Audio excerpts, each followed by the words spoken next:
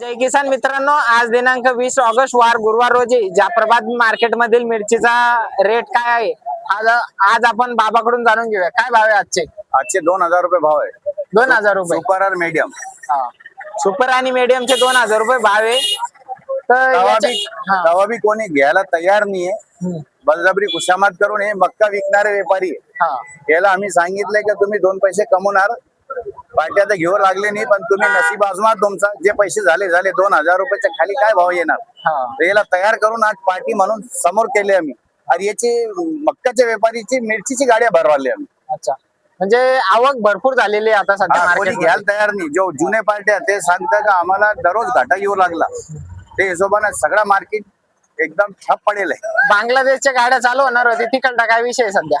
तिथे लोकलचा माल भरपूर येऊ लागला, ते हिशोबाने आपल्याला ऑर्डर त्याला परवडत नाही.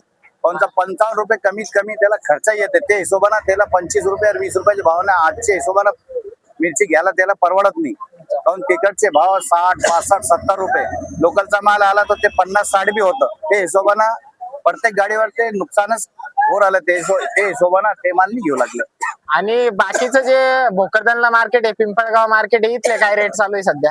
हे सगळे पिंपळगाव, गोळेगाव, आमठाणा, नंदुरबार, खरगोन, हे सगळे जे तर कालचे नंदुरबारचे भाव आपल्याकडे 22 रुपये 25 रुपये घेतले. 25, 24, 23.